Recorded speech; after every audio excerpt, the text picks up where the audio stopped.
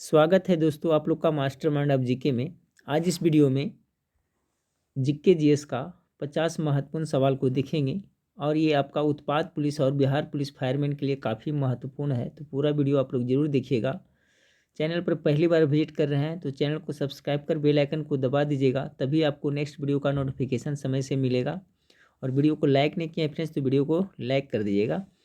आज का पहला सवाल करंट अफेयर से है कि हाल ही में ओलंपिक खेलों के मूल ध्येय वाक्य फास्टर हायर स्ट्रॉन्गर में परिवर्तन कर इनमें एक नया शब्द जोड़ा गया है। देखिए, जो हाल ही में आपका जो ओलंपिक खेल हुआ फ्रेंड्स, तो उसमें जो मूल वाक्य क्या था, फास्टर था, हायर था, स्ट्रॉन्गर था। तो एक नया शब्द जोड़ा गया है, वो कौन सा शब्द जोड़ा गया है, इसका करेक्ट आंसर क्या होगा? तो देखिए, टुगेदर शब्द को इसमें जोड़ा गया है, यानी अब क्या हो गया, faster higher stronger together. Option number C पहला का करेक्ट आंसर हो जाएगा। दूसरा नंबर सवाल आपका है कि टोक्यो 2020 ओलंपिक की पदक तालिका में देशों और उन्हें प्राप्त स्वर्ण पदकों की संख्या को सुमेलित करना है, यानी किस देश को कितना आपका स्वर्ण पदक प्राप्त किया था। सिर्फ स्वर्ण पदक का है, ठीक है फ्रेंड्स। तो देखिए यहाँ पर दिया हुआ है, तो सवाल नंबर दो का करेक्ट आंसर क्या होगा? तो देखिए, जो आपका टोक्यो ओलंपिक जो हुआ था फ्रेंड्स 2020 में, उसमें चाइना को कितना स्वर्ण पदक मिला था? तो देखिए, चाइना का जो स्वर्ण पदक मिला था फ्रेंड्स 38 मिला था, यानी कि एक का 2 हो जाएगा। यूएसए को कितना स्वर्ण पदक मिला था? तो बी का जो हो जाएगा फ्रेंड्स आपका 39 मिला था। ग्रेट ब्रिटेन को कितना मिला था? तो 22 मिला था। बच गया जापान, तो जापान को कितना मिला था? तो आपका 27 मिला था स्वर्ण पदक। तो कॉन्सेप्ट क्लियर हो गया होगा फ्रेंड्स कि जो टोक्यो में 2020 में आपका ओलंपिक खेल हुआ था, ठीक है, टोक्यो 2020 में जो ओलंपिक खेल हुआ था उसमें आपका चाइना को कितना 38 मिला था, यूएसए को 39 मिला था, ग्रेट ब्रिटेन को 22 स्वर्ण पदक मिला था और जापान को कितना मिला था? 27 मिला था।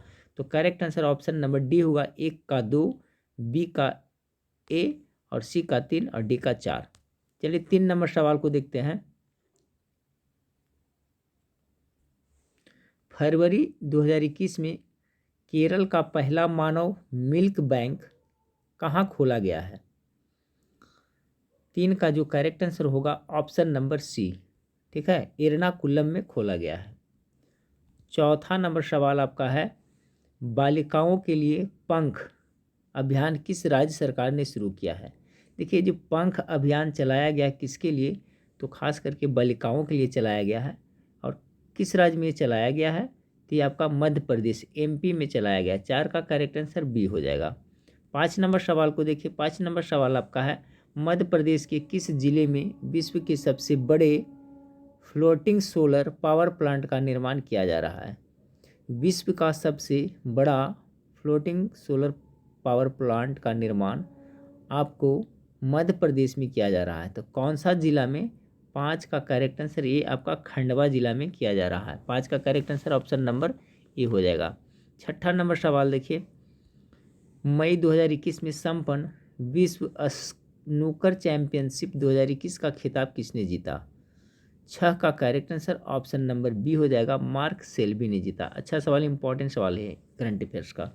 देखिए, मई 2021 में जो संपन्न हुआ था विश्व स्नूकर चैंपियनशिप, उसमें 2021 का खिताब किसने जीता था? तो ये मार्क सेल्बी ने जीता था। Correct answer option number B हो जाएगा 6 का। 7 नंबर सवाल, हाल ही में किस देश ने बीबीसी वर्ल्ड टीवी को प्रतिबंधित कर दिया है? 7 का जो करेक्ट आंसर हो जाएगा ऑप्शन नंबर सी, ये आपका चाइना है जो क्या क्या फ्रेंड्स बीबीसी टीवी को प्रतिबंधित कर दिया है। 7 का करेक्ट आंसर सी होगा। 8वां नंबर सवाल है, किस राज्य सरकार के द्वारा जेल पर्यटन पहल की शुरुआत की है? तो देखिए, जेल पर्यटन पहल की शुरुआत किस राज्य की सरकार ने की है? तो ये आपका महाराष्ट्र सरकार ने की है। ऑप्शन नंबर बी 8 का करेक्ट आंसर हो जाएगा। 9 नंबर सवाल देखें, कैम्ब्रिज डिक्शनरी द्वारा किस शब्द को वर्ड ऑफ द ईयर 2020 चुना गया है? ठीक है, कैम्ब्रिज डिक्शनरी के द्वारा कौन सा शब्द है जिसको वर्ड ऑफ द ईयर 2020 चुना गया है? 9 का करेक्ट आंसर होगा ऑप्शन नंबर ए क्वारटाइन। ठीक है फ्रेंड्स, क्वारटाइन। 9 का correct answer option number A हो जाएगा। 10 नंबर सवाल को देखें। किस राज्य ने स्कूली पाठ्यक्रम में सिख गुरु गोविंद सिंह के पुत्रों के बलिदान को सम्मिलित करने का निर्णय लिया है? 10 का करेक्ट आंसर हो जाएगा फ्रेंड्स आपका उत्तर प्रदेश करेक्ट आंसर होगा। 11 नंबर सवाल को देखिए। संविधान की द्वितीय अनुसूची का संबंध निम्नलिखित में से किससे है? तो देखिए, संविधान का जो द्वितीय अनुसूची है फ्रेंड्स, वो महत्वपूर्ण पदाधिकारियों के वेतन भत्ते और पेंशन से संबंधित है। द्वितीय अनुसूची, संविधान का जो दूसरा अनुसूची है उसमें क्या है, जो महत्वपूर्ण पदाधिकारी हैं उनके वेतन भत्ता और पेंशन से संबंधित है। 12 नंबर सवाल को देखिए। कोई धन विधेयक प्रस्तावित हो सकता है? तो देखिए, धन विधेयक तो केवल आपका किस में प्रस्तावित होता है, गेस कीजिए। तो धन विधेयक केवल लोकसभा में होता है फ्रेंड्स, इसलिए correct answer option number B हो जाएगा। 13 नंबर सवाल को देखिए। 13 नंबर सवाल आपका है, भारतीय संविधान की 11वीं अनुसूची में कितने विषय है? भारतीय संविधान के देखिए टोटल भी अनुसूचियों की संख्या कितना है फ्रेंड्स, तो 12 है। जो मूल संविधान में कितना था, 8 ही था, लेकिन वर्तमान में 12 है। तो 11वीं अनुसूची में कितने विषय हैं? 13 का correct answer option number D हो जाएगा, 29 विषय है। 14 नंबर सवाल को देखिए। धन विधेयक को भारतीय संविधान के किस अनुच्छेद में परिभाषित किया गया है? 14 का गेस कीजिएगा, करेक्ट आंसर क्या होगा? तो अनुच्छेद 110 इसका करेक्ट आंसर होगा। धन विधेयक अनुच्छेद 110 से संबंधित है, इसी में इसके बारे में वर्णन किया गया है। 15 नंबर सवाल है, यदि प्रधानमंत्री या अन्य मंत्री सदन का सदस्य नहीं है तो उसे पद पर बने रहने के लिए कितने दिनों के अंदर संसद का सदस्य बनना आवश्यक है? चाहे राज्यसभा का सदस्य बने या लोकसभा का, तो ये 6 माह के भीतर इसको बनना जरूरी होता है। ऑप्शन नंबर बी 15 का करेक्ट आंसर हो जाएगा। 16 नंबर सवाल को देखिए। 73वें संविधान संशोधन द्वारा पंचायती राज संस्थाओं के लिए किस तरह के चुनाव का प्रावधान किया गया? 16 का करेक्ट आंसर है, ये प्रत्यक्ष मतदान का किया गया था। देखिए, मॉडरेट क्वेश्चन, अच्छा सवाल है। ये 73वें संविधान संशोधन है जो पंचायती राज से संबंधित है। तो इसमें पंचायती राज संस्थाओं के लिए किस तरह के चुनाव का प्रावधान किया गया था? तो प्रत्यक्ष मतदान इसका करेक्ट आंसर होगा। 16 का करेक्ट आंसर ये हो जाएगा। 17 नंबर सवाल देखें। निम्नलिखित में कौन राज्य विधानमंडल का अंग नहीं है? राज्य विधानमंडल का अंग इसमें कौन नहीं है? देखिए, जिस तरह से संसद के 3 अंग होते हैं फ्रेंड्स, राष्ट्रपति, लोकसभा, राज्यसभा, उसी तरह से राज्य विधानमंडल के भी 3 अंग होते हैं। यानी कौन कौन कौन होते हैं? तो एक राज्यपाल होते हैं, एक विधान परिषद होते हैं, एक विधानसभा होता है। तो ये तो अंग है, ये भी अंग है, ये भी अंग है। महाधिवक्ता है जो आपका राज्य विधानमंडल का अंग नहीं है, इसलिए correct answer option number D हो जाएगा। 17 का correct answer option number D हो गया। 18 नंबर सवाल को देखिए। आर्थिक दृष्टिकोण से विनिर्माण तथा बिजली निर्माण किस क्षेत्र के अंतर्गत आते हैं? बहुत इंपॉर्टेंट सवाल है ये 18 का देखिए, आर्थिक दृष्टिकोण से है ना, तो ये आपका विनिर्माण तथा बिजली निर्माण ये द्वितीय क्षेत्र के अंतर्गत आते हैं। ऑप्शन नंबर 18 का भी करेक्ट आंसर हो जाएगा। 19 नंबर सवाल देखिए। 19 नंबर सवाल है, निम्नलिखित में से किस अर्थव्यवस्था में सरकार निर्णय निर्माण प्रक्रिया में हस्तक्षेप नहीं करती है? कौन सा अर्थव्यवस्था है जिसमें सरकार निर्णय निर्माण प्रक्रिया में हस्तक्षेप नहीं करते हैं? 19 का जो करेक्ट आंसर हो जाएगा फ्रेंड्स आपका ऑप्शन नंबर ए, बाजार अर्थव्यवस्था में आपका सरकार निर्णय निर्माण प्रक्रिया में हस्तक्षेप नहीं करते हैं। 19 का करेक्ट आंसर ए हो जाएगा। 20 नंबर सवाल को देखिए कि किस देश की आर्थिक वृद्धि का सर्वाधिक उपयुक्त माप क्या है? किसी भी देश का जो आर्थिक वृद्धि उसका सबसे उपयुक्त माप जो है, जो आपका क्या है, तो ये हो जाता है प्रति व्यक्ति आय। ऑप्शन नंबर ए 20 का करेक्ट आंसर हो जाएगा।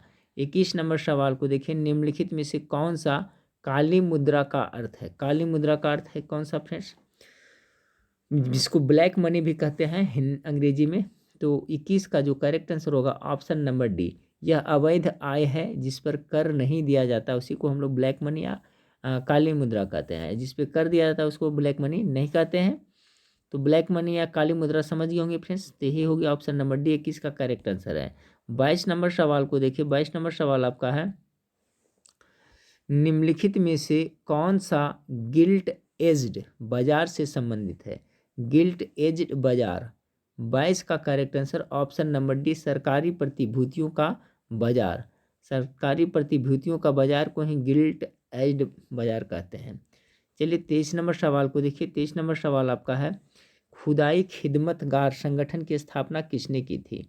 23 नंबर सवाल का जो करेक्ट आंसर हो जाएगा friends option number D, Abdul Gaffar Khan के द्वारा खुदाई खिदमतगार संगठन की स्थापना की गई थी। 23 का करेक्ट आंसर ऑप्शन नंबर आपका डी हो जाएगा।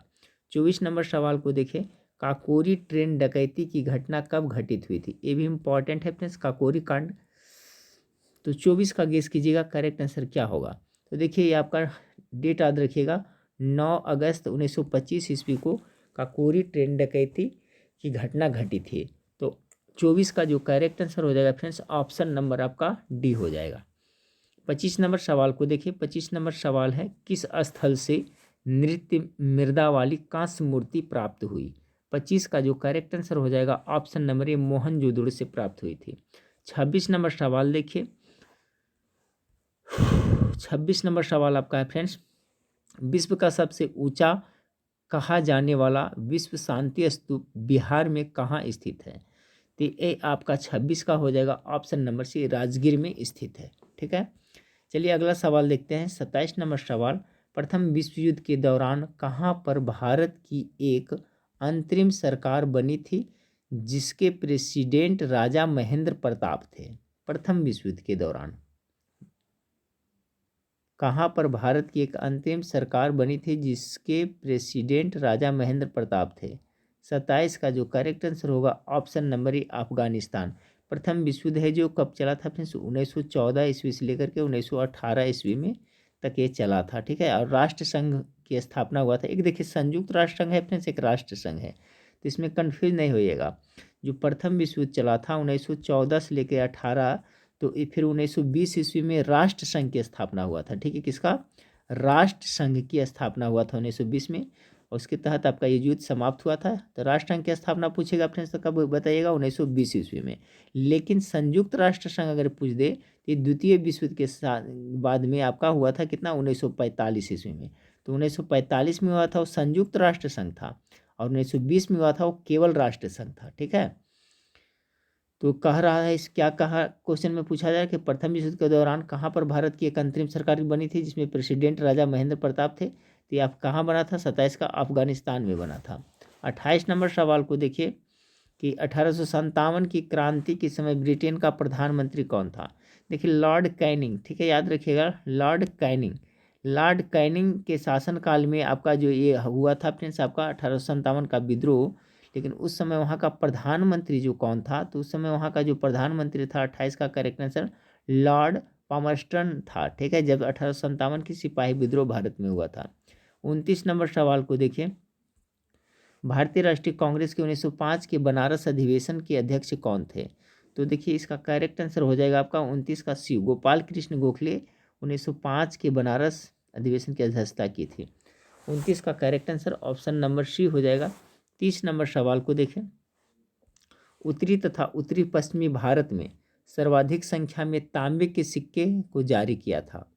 तांबे के सिक्के, तो 30 का करेक्ट आंसर ऑप्शन नंबर कुषाणों ने किए थे। ठीक है फ्रेंड्स, उत्तरी तथा उत्तरी पश्चिमी भाग में सर्वाधिक संख्या में तांबा का सिक्का कुषाणों के द्वारा चलाया। हालांकि फ्रेंड कुषाण सोने के सिक्के भी चलाया था, लेकिन इसका जो कह रहा है उत्तरी तथा पश्चिमी भारत में, तो इस सर्वाधिक संख्या में तांबे के सिक्का कुषाणों के द्वारा चलाए गए थे। 31 नंबर सवाल है, गुप्त वंश का वह राजा कौन था जिसने हुनों को भारत पर आक्रमण करने से रोका था? 31 का जो करेक्ट आंसर हो जाएगा ऑप्शन नंबर सी, स्कंदगुप्त। ठीक है, यानी कि पूछा जाता है कि भारत में हुनों का, देखिए क्वेश्चन किस तरह से घुमा कर पूछा जाता है कि हुनों का आक्रमण भारत में हुआ था उस समय किसके शासनकाल में? तो ये स्कंदगुप्त के शासनकाल में ही हुआ था। अगला सवाल है 32 नंबर सवाल है फ्रेंड्स की, वह स्रोत जिसमें पाटलिपुत्र के प्रशासन का वर्णन उपलब्ध है वह कौन सा है? पाटलिपुत्र यानी पटना, इसमें तो किसमें है फ्रेंड्स? तो आपका 32 का जो आपका करेक्ट आंसर हो जाएगा ऑप्शन नंबर सी, इंडिका हो जाएगा। ठीक है, इंडिका में पाटलिपुत्र प्रशासन के बारे में वर्णन है। इंडिका मेगा स्थित वाला इंडिका। चलिए 33 नंबर सवाल को देखिए कि सर विलियम जोन्स ने निम्नलिखित में से किसका अंग्रेजी में अनुवाद किया था? 33 का जो करेक्ट आंसर होगा ऑप्शन नंबर सी, अभिज्ञान शकुंतलम का। ये सर विलियम जोन्स ने अंग्रेजी में अनुवाद किया था। 33 का करेक्ट आंसर आपका ऑप्शन नंबर सी हो जाएगा। 34 नंबर सवाल देखें, मुगल साम्राज्य के पतन के समय अवध के स्वायत्त राज्य का संस्थापक निम्नलिखित में से कौन था? 34 का जो करेक्ट आंसर होगा ऑप्शन नंबर सी, सआदत खां हो जाएगा। 34 का करेक्ट आंसर सी कह रहा है मुगल साम्राज्य के पतन के समय अवध का स्वायत्त राज्य का संस्थापक यही सआदत खां था। 35 नंबर सवाल, किस पुर्तगाली गवर्नर ने कोचीन की जगह गोवा को राजधानी बनाया? चलिए अगले 35 का करेक्ट आंसर क्या होगा? 35 का जो करेक्ट आंसर हो जाएगा friends option number C, Nino da Cunha इनका नाम था। नीनो डी कुन्हा पुर्तगाली गवर्नर ने कोचीन के जगह पर गोवा को अपनी राजधानी बनाया था। 36 नंबर सवाल को देखिए, निम्नलिखित जनजातियों में से कौन भारत के अंडमान और निकोबार द्वीप की मूल निवासी नहीं है? 36 का जो आपका करेक्ट आंसर होगा ऑप्शन नंबर बी, ठीक है, नागालैंड। ठीक है फ्रेंड्स, कारण निम्नलिखित जनजातियों में से कौन भारत के अंडमान और निकोबार द्वीप की मूल निवासी नहीं है? तो देखिए जारवा है, ओंजे है, सोम्पेन है। ऑप्शन नंबर बी नागालैंड एक कोई जनजाति वहाँ का नहीं है। 37 नंबर सवाल को देखें कि निम्नलिखित में से कौन सी झील भारत में पश्चिम तट पर स्थित है?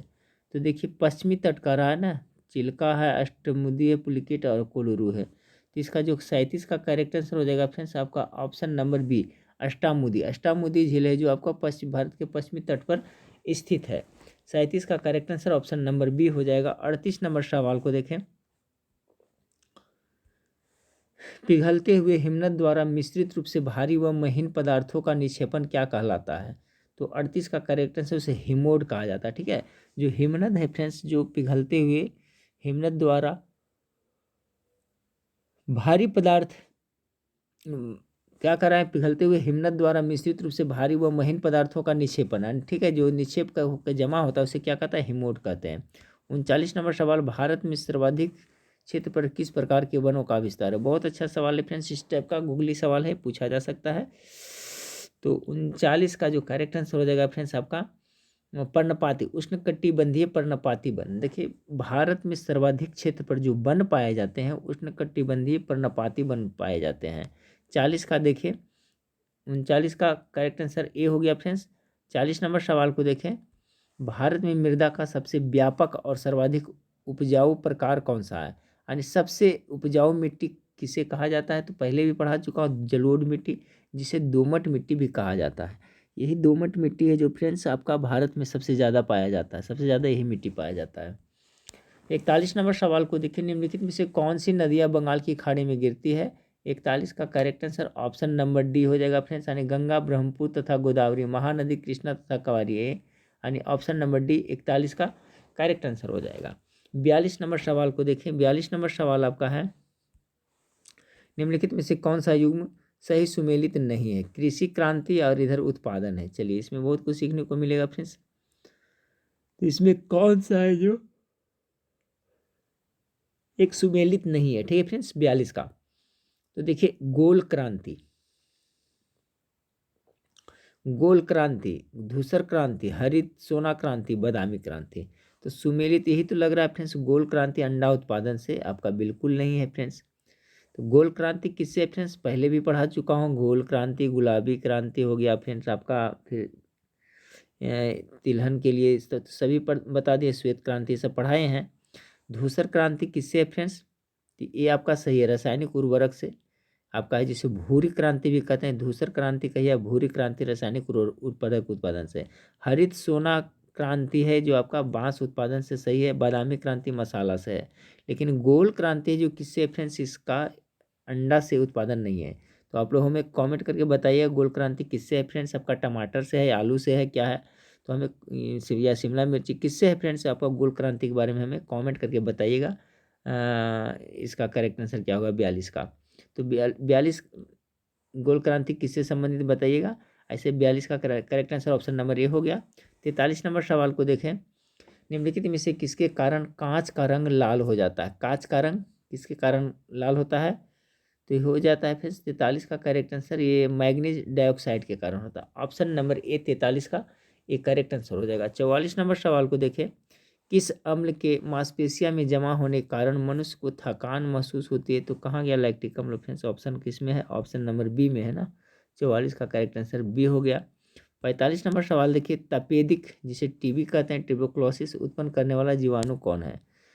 तो 45 का जो आपका करेक्ट आंसर हो जाएगा फ्रेंड्स ऑप्शन नंबर बी हो जाएगा, माइक्रोबैक्टीरियम हो जाएगा। ठीक है, 45 का करेक्ट आंसर आपका बी हो जाएगा। 46 नंबर सवाल को देखें, निम्न में से कौन सा पादप हार्मोन है? पादप मतलब समझ रहे पेड़ पौधे वनस्पति।